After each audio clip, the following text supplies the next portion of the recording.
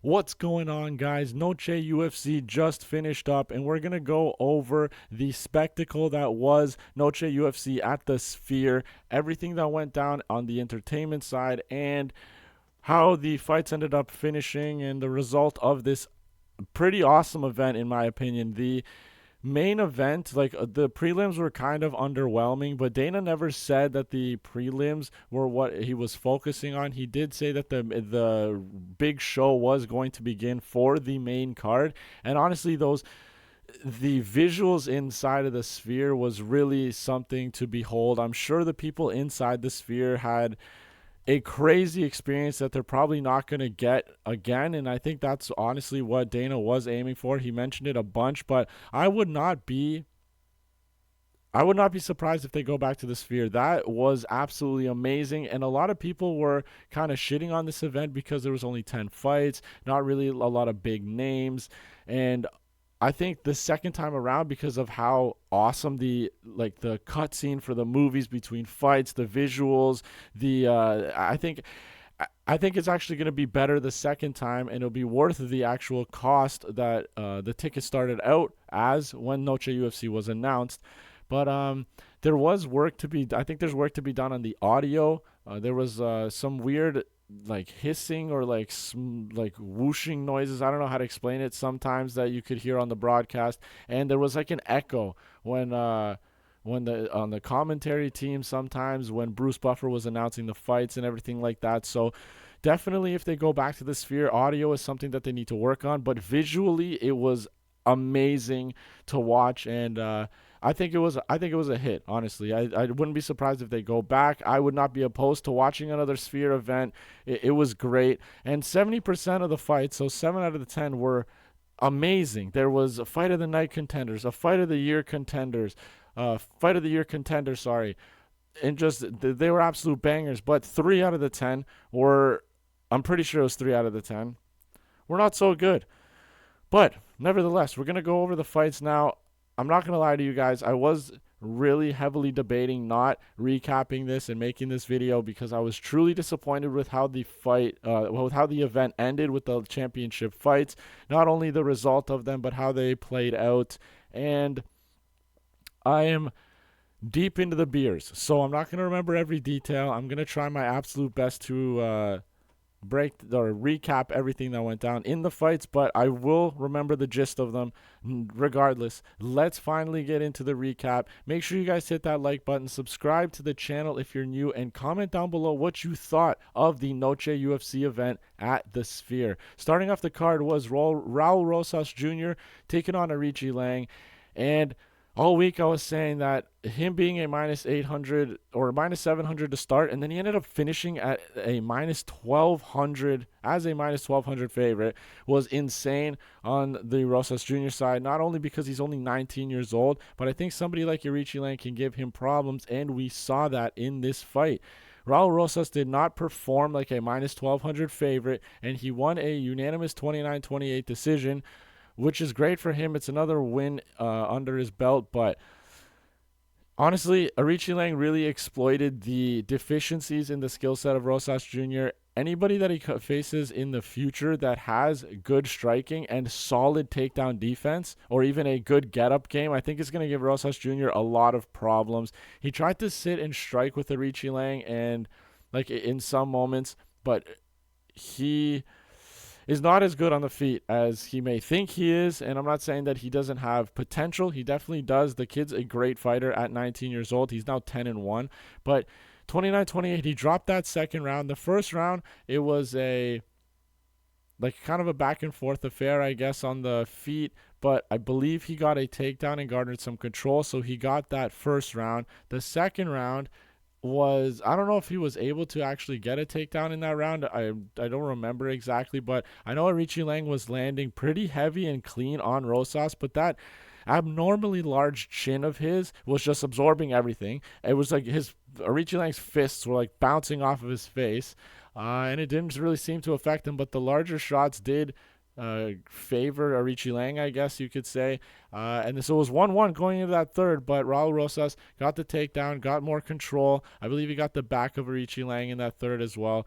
I don't remember exactly. It was quite a boring fight, and this was one of the 3 fights that I mentioned that were shit.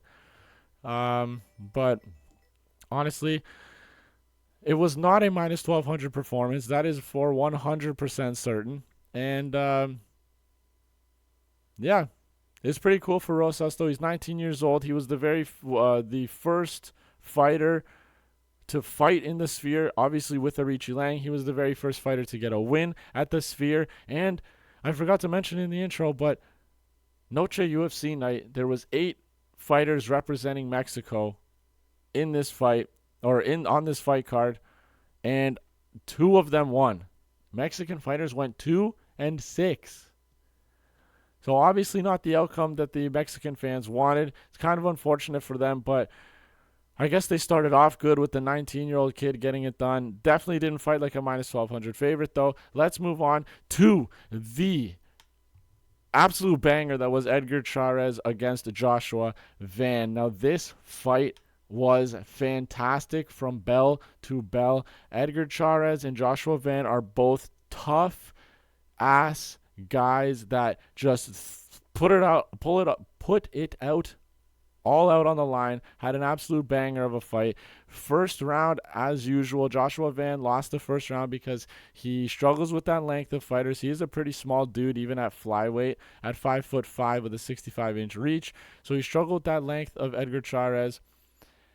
But in typical Joshua Van fashion, he dropped that first round, but in the second, he picked up reads. He started amping up the volume more, and I honestly thought he was going to put Edgar Chairez away. He was ripping him to the body, to the head, and just absolutely destroying him until Edgar Chairez does a spinning attack, which I don't know if he was trying to do a spinning elbow or a spinning back fist, but he hit him with the forearm and he wobbled Joshua Van, and then they're both scrapping again. It was an absolute wild fight, and Joshua Van ended up getting it done by unanimous decision, 29-28, which in my opinion was the right call. I believe he won rounds 2 and 3, but the fact that this fight ended up going the full 15 minutes with how it was playing out was amazing. Joshua Van, fresh off the couch, had no fight camp, stepped in on short notice to beat somebody as tough as Edgar Chairez at Noche UFC. Was a fantastic bounce back win for him. I believe Edgar Chairez actually dropped Joshua Van in that first round as well, and that is not a good sign. I think Joshua Van should honestly take a little bit of a break and heal up a bit, because at 22 years old, this guy was chinned against Kevin Borjas when he fought him. Obviously, he still ended up winning that fight, but he got dropped in that first round, came back and won. Got knocked out by Charles Johnson in his last fight, got dropped by Chairez in the first, so he is entering Matt Schnell territory, and we do not want to see that against a bright young prospect like Joshua Van, especially at 22 years old. So, but nevertheless, this was an absolute banger. This should be inducted into the Hall of Fame, this fight, immediately. It was amazing. Let's keep moving on. So Yasmin Jauregui went up against Ketlin Souza, and in my breakdown, even though Yasmin was one of my most confident picks, I was really worried about her chin, because I don't know how you have a suspect chin as a female in the strawweight division, but Yasmin Jauregui, I mentioned, got dropped by Estela Nunes in her fight with her. Ended up finishing her, though, I believe, and then came back in her another future fight against Denise Gomes and got knocked out in 20 seconds. And I mentioned that even though I think that this fight, honestly, it did not play out in any way like I thought. I thought it was going to be reminiscent of Natalia Silva against Jessica Andrade that we had last weekend.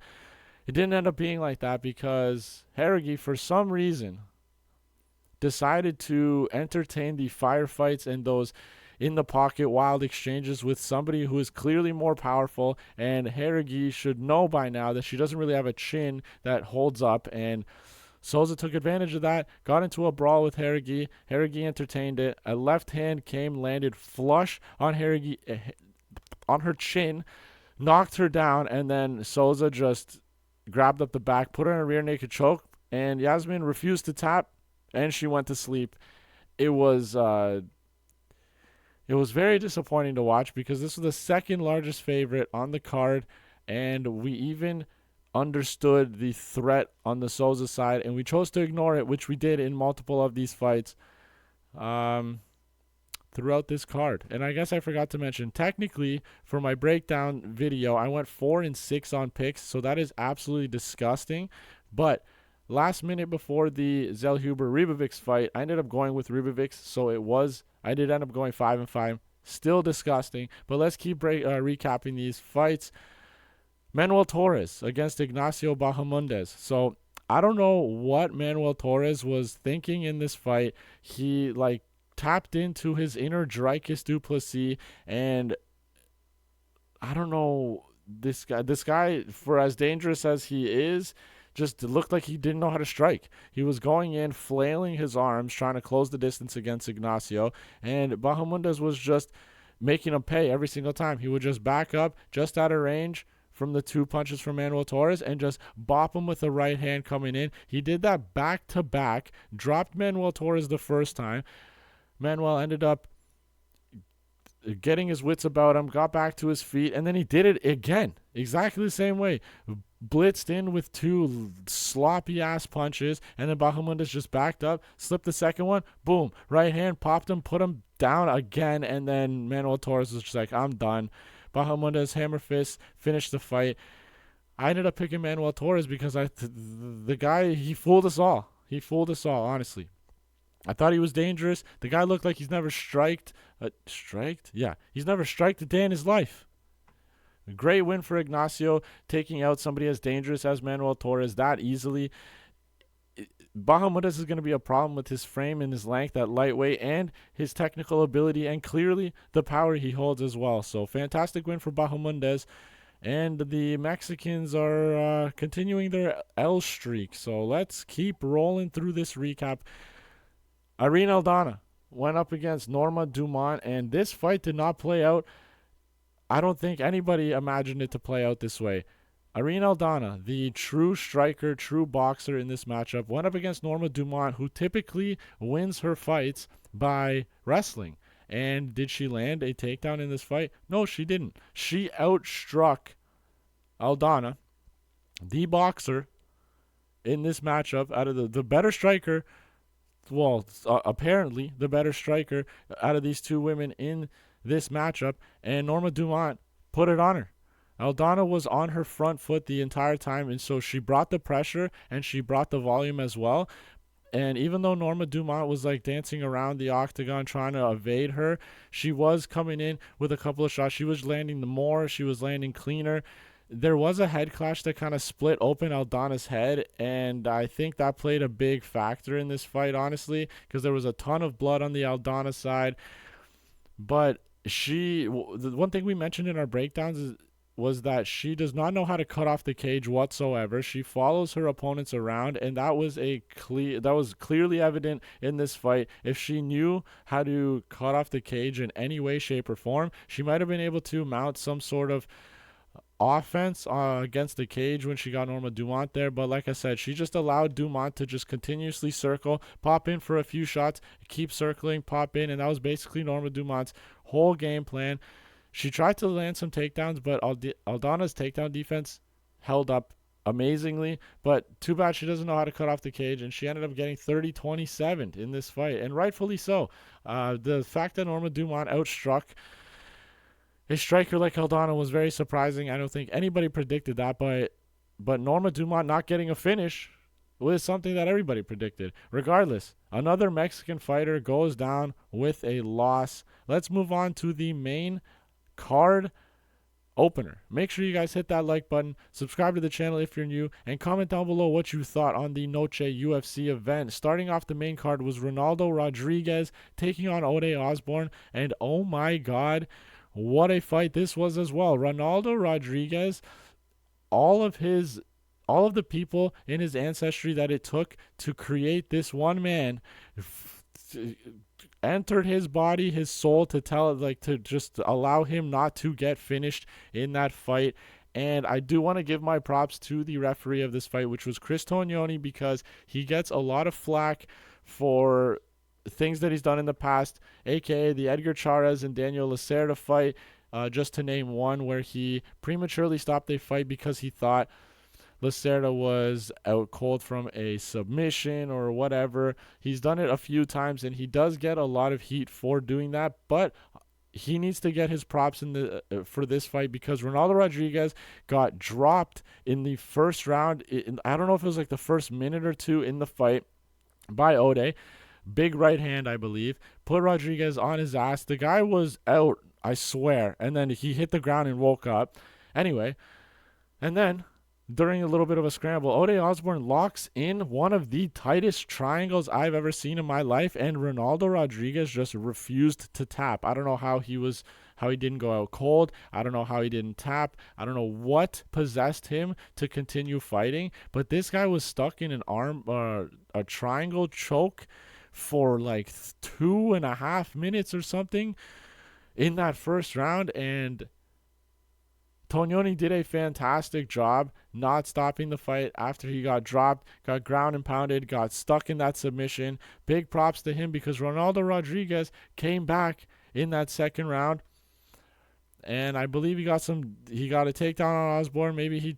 I think he almost had a guillotine on him or something like that. He had a submission of his own during that fight as well, but he really put it on Ode, almost finished him in the second round, and it was arguably a 10-8. I don't know, like 2 judges gave him a 10-8. I was joking with the boys when we were watching that I had it as a 10-8 round as well, because he was kicking the shit out of Ode Osbourne in that second round.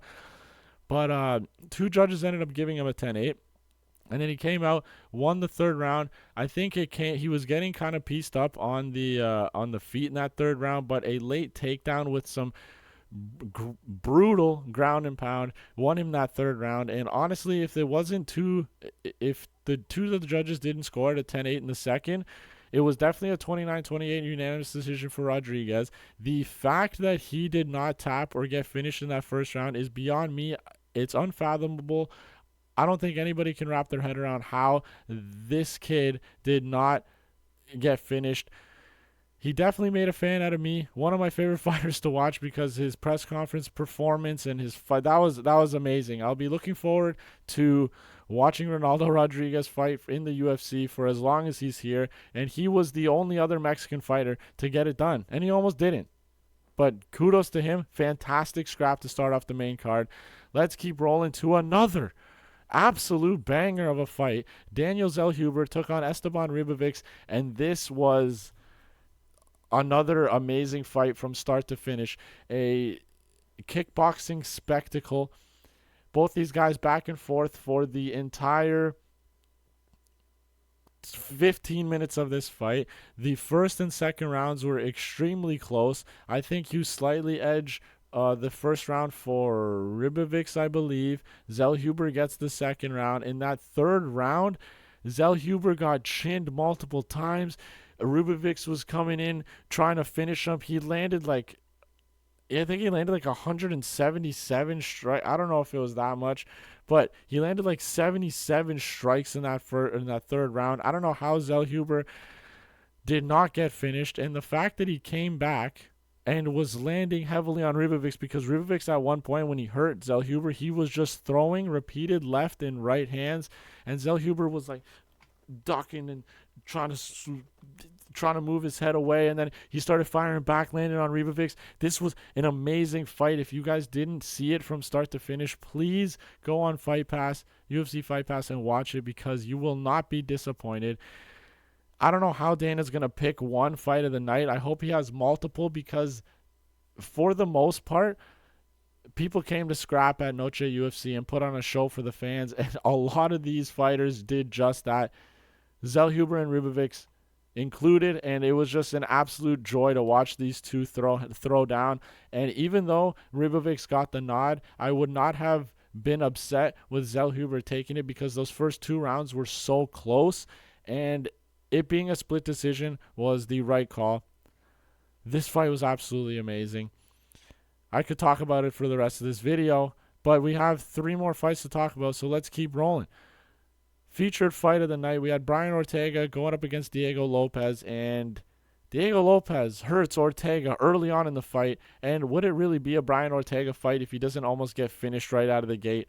I don't think so. But regardless, Lopez was exactly what I thought, just a younger, better version of Ortega, but he wasn't as dominant on the feet as I thought he would be.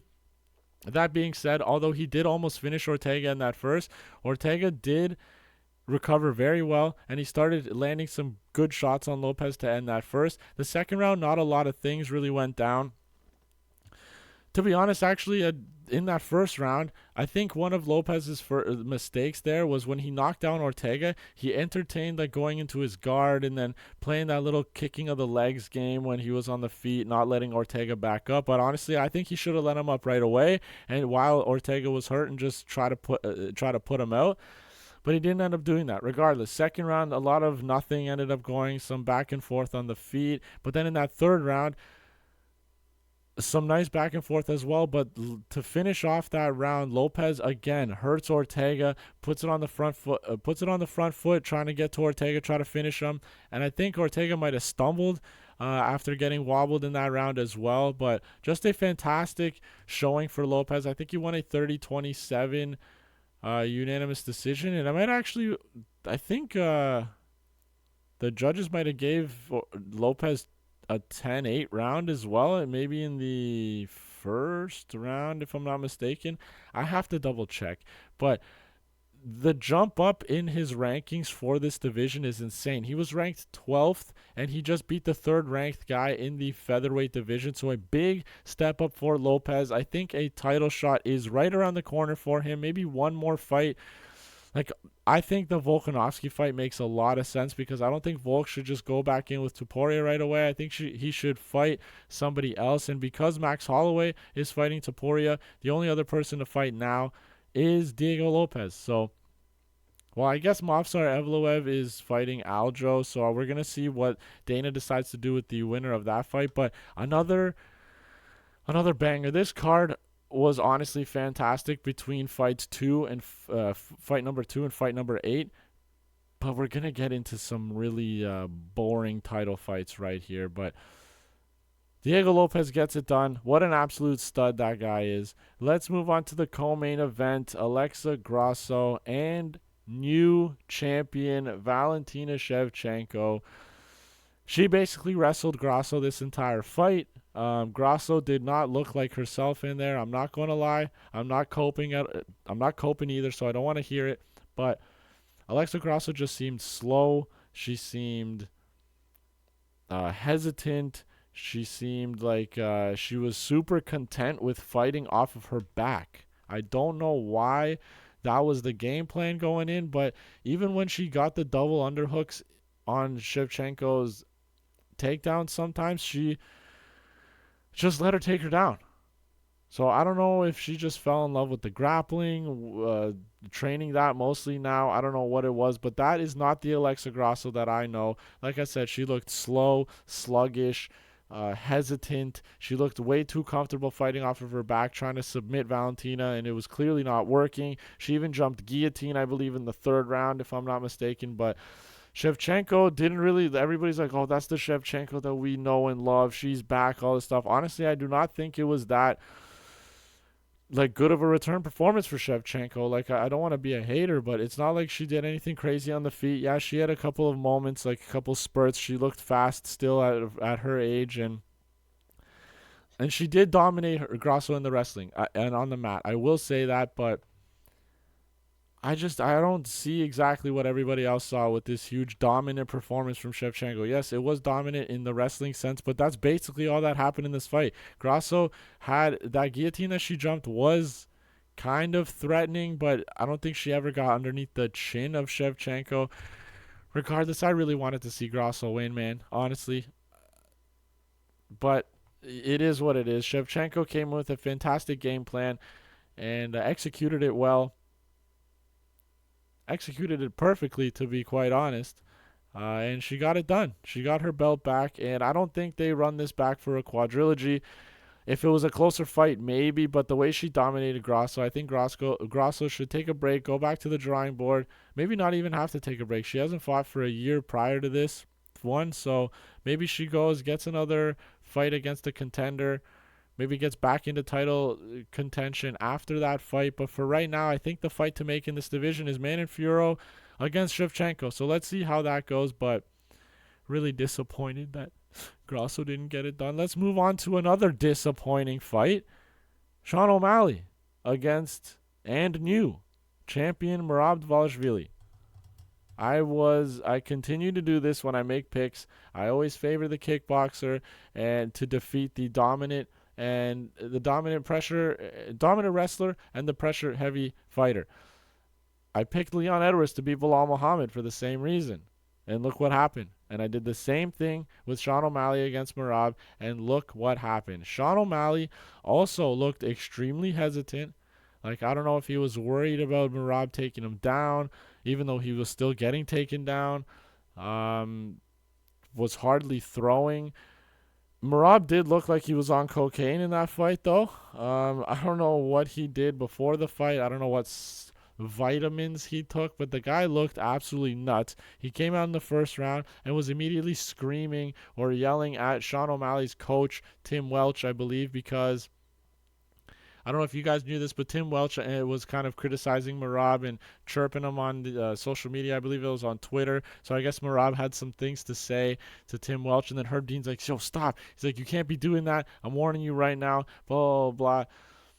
And just a lot of weird stuff. And then the way he's moving around, he's like bouncing up, doing some weird ass shit, running around in circles in the octagon, and it was just really weird to see. But the Merab just fought like Merab does. His nickname is the Machine for a reason, because he's an absolute spaz. He never stops coming forward. He wrestles heavy. He just never stops working either. He's always hitting, always punching, ground and pounding. He's not a dangerous guy whatsoever, but he was just constantly doing something the entire fight when he got Sean O'Malley down. He was holding him down to the best of his abilities, ground and pounding, hitting him as much as he could. And even when Sean was trying to work back to his feet on the cage, he was body locking him with his hands, kneeing him, just Charlie horsing him in the side of the leg, and just continuously doing that.